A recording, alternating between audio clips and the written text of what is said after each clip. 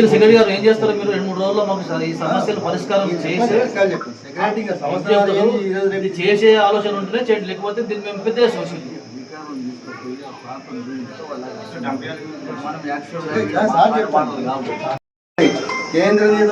కేంద్రం నుంచి నిధులు వచ్చినాయి. మరి మా మంచినీటి సమస్య పరిష్కారం కాలేదు సంవత్సరాల నుంచి కూడా.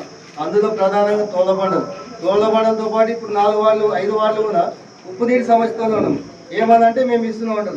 ఉప్పు నీళ్ళు వచ్చే కాస్త కొన్ని మంచినీళ్ళ ఉప్పు నీళ్ళు అధిక భాగంగా చేసి 2 కలిపి ఇస్తున్నారు. అవి గతంలో మేము వాడుకోవడానికి మాత్రం ఉపయోగిస్తాం. అటువంటిది దినచర్యగా రోజు అవి వాడుతున్నాం. అవి కూడా అరకొరకు వస్తున్నాయి. 4 గడలు వాడితే వచ్చే పరిస్థితి లేవు.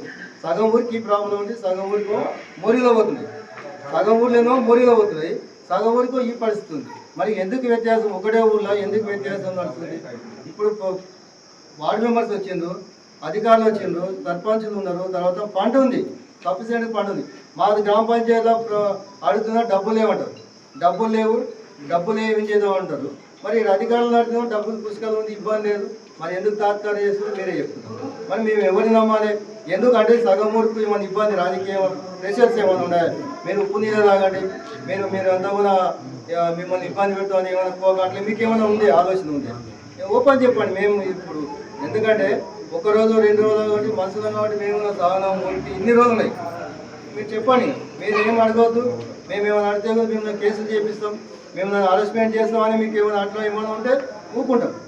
ఇది గ్రామం హెడ్ క్వార్టర్ ఈ పరిస్థితి ఉంటే గ్రామాల పరిస్థితి ఉంది. ఈరోజు ఎక్కడ కూడా గ్రామాలు ఏ గ్రామాల నాకు తెలిసి పరిస్థితి లేవు ఇట్లా.